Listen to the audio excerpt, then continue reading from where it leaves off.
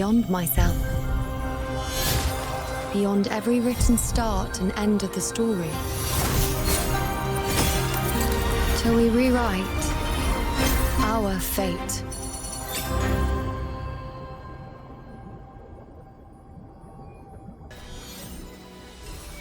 Come, feast your eyes. Ha! A void. I was taken aback when I first heard Grandmother Lillibet describe you as such. We priestesses revere the sacred flames, for their light grants us revelation. Wherever it shines, shadows and reflections emerge. Yet a void. Could it be a barrier, or perhaps some form of falsity that refuses to be seen? As the unwritten one, do you embody endless unpredictability, or is it an absolute emptiness? Only now, walking this path with you, do I understand. This void is nothing obscure. It's like chaos, yet different. It's where countless possibilities wait to be chosen. Seeing is simple, but facing what you see isn't. It may be a blessing to see the future, but the real curse is knowing what's coming and being powerless to stop it. Yet I won't accept the prophesized end. Only the weak would stand by and just watch it all unfold. I must try to make a change. Even if I have to look at the same agonizing truth over and over again. Even if the struggle never ends. Even if I'm only giving fate a little dent. What would happen if I shot that arrow? Well, I sort of knew what to expect. My existence might vanish completely, or simply fade from others' memory. In the years of using the moon arrow to mark and uncloak the Dark Tide's creations, I experienced that too many times. The costs were always small, and the reactions were barely noticeable. At most, people's memories of me would grow hazy for a few days, and I would have to remind them who I was. That much I can bear. And to rewrite the whole end at such a cost. Quite the bargain, no matter how you look at it, right? Sometimes those who remember suffer more than those who forget. To remember is to bear a weight, to remain unbroken when you'd rather break than to be forced to carry on. Forgive me. Back then I had no clue that returning to the real world was even possible, and because of that, this selfish desire of mine for you to remember me now looks even more willful. But even if I had to do it all again, I'd still... If anyone were to remember me, to keep some piece of me alive, it would be you. You'd be the exception. What will I do now? I haven't decided yet. Well, I've spent so much time looking into the future that the idea of living in the present feels strange. But now, Septimont and I are in the same position. No more chains, no more limits, just endless possibilities spread out before us. With so many paths to take, why rush to choose the best one? I'll just do what I feel is right and take what I truly want. And right now, this is what I want. That's for sure. I love surprises. Fate can be generous and stingy at the same time. To outsmart it and bring about some accidents takes real work. Countless preparations, endless calculations, until you finally make something completely unexpected real. For such extraordinary feats, no matter how big or small, I'll always give them my wholehearted applause. Settling for less? Nope, never an option. It has to be my favorite and most satisfying choice. Others, you say? How they choose to handle things is never my problem. So naturally, I haven't the slightest care as to what they say. A perfectly ripe, plump fruit, fresh and begging to be eaten. You don't even have to pick it yourself. Just stand under the tree and it will drop right into your hands. Take a bite and its cool, juicy sweetness flows up from the pulp. With all that said, why not try one together? Ugh, Protein dishes should be less greasy, lightly seasoned, and absolutely free of any gamey or fishy flavours. And mushy vegetables? Out of the question. And don't get me started on those foods with sticky, sloppy textures. They've got no strength at all. Also, what's that look on your face? I'm not finished yet. Fight against fate? No, not exactly. In the end, I just willfully chose the freedom I wanted. When fate refuses to give people what they desire, they have to claim it themselves. I just happen to be greedy and blatant, taking what I want recklessly, honestly, and gracefully. As for the price, is there anything that doesn't come with it? That bow, crafted from lunar and bow, was the last thing my father left me.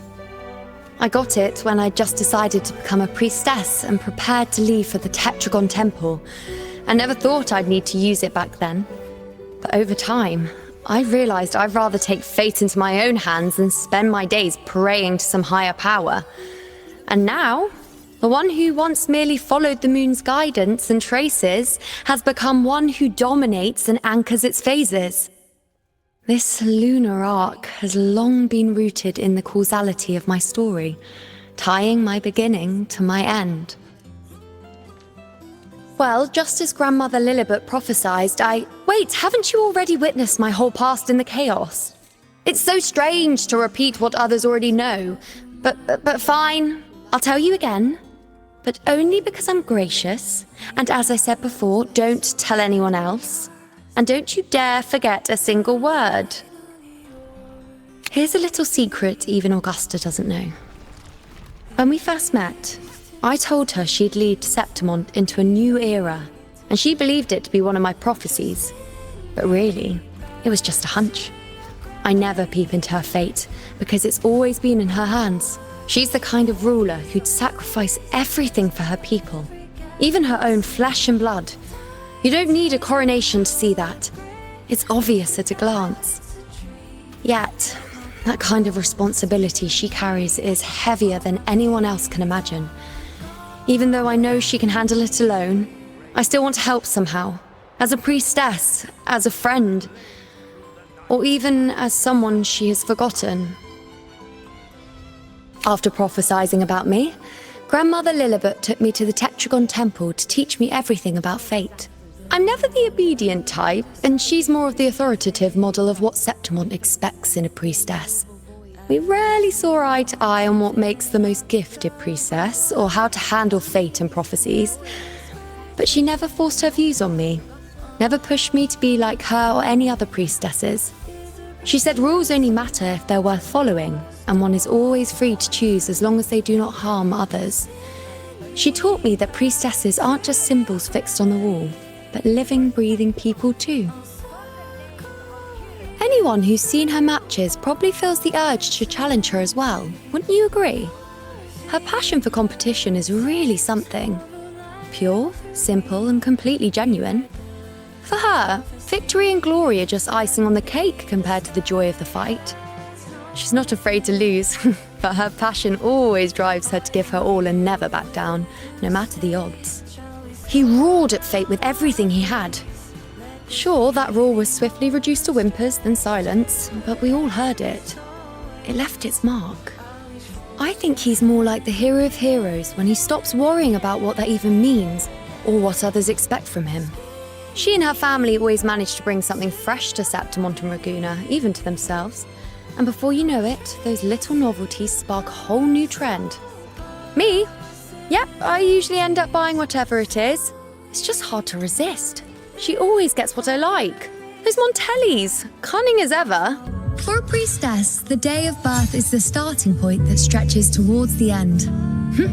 A rather suitable line to mark the beginning of a prophecy.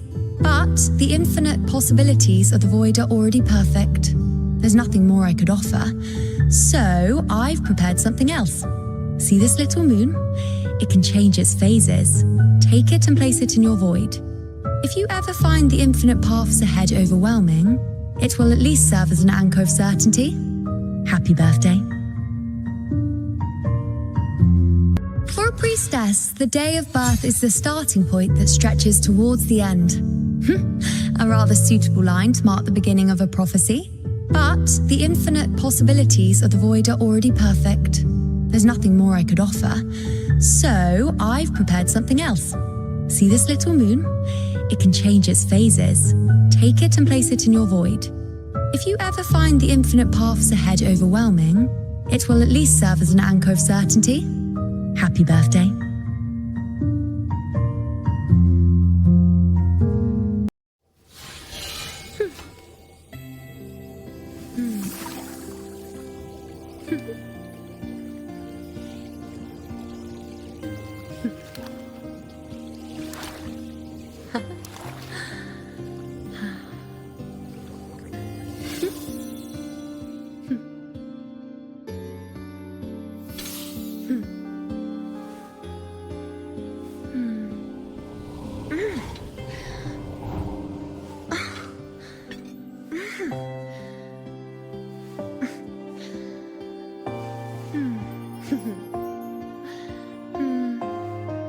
Perfect.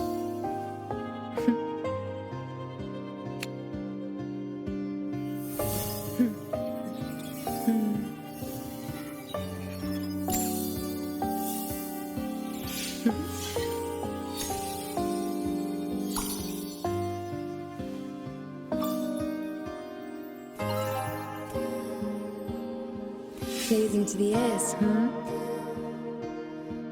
Iuno, the prodigy born under the lunar eclipse. The priestess who sees the true future. Curious about what lies ahead? Come to me. But no promises of the perfect ending you seek. Beyond myself. Beyond every written start and end of the story. Till we rewrite our fate. Very well, I shall grant you enlightenment. Oh, what will you do without me? I am the moon that never falls, here to rewrite the ending. My powers keep manifesting like my emotions, memories, and connections. You've become quite adept at this anchor job, haven't you? From one moon to another through endless cycles, until it's beyond measurement. Are you sure about this? Indulging my willfulness? Just so you know, if we keep this up, we might fall into an unknown future scarier than chaos. Can I have anything else I want other than power? Think carefully before you answer. Once you say it, I won't stop until I get it. I see cold flames beyond the edge of reason. I see perfection rising from the shattered end. I see chaos, I see illusions, I see truths. I see you, the one who captured the moon. Entertain me, praise me, face me, seek, seize, settle, wane, wax, cycle. I am the moon. Bow before me. Present your offerings. World at my string. Fate in my mark. Foes be my prey. Causality overturned. Future reshaped. Fate revealed. Taste my resolve. Answer my call. The moon is full. I'll indulge you with style and grace. Now watch closely. My turn to watch.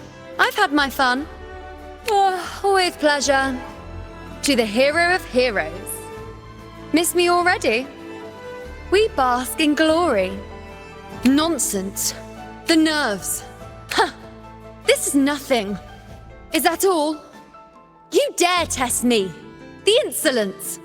Face me. All of me. No, I won't yield.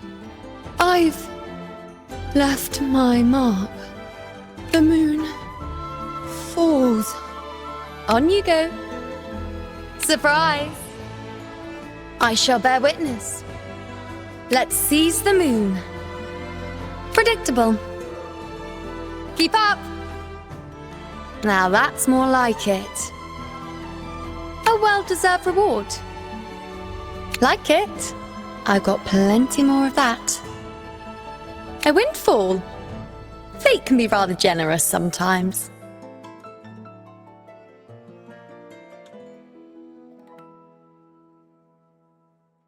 Thanks for watching!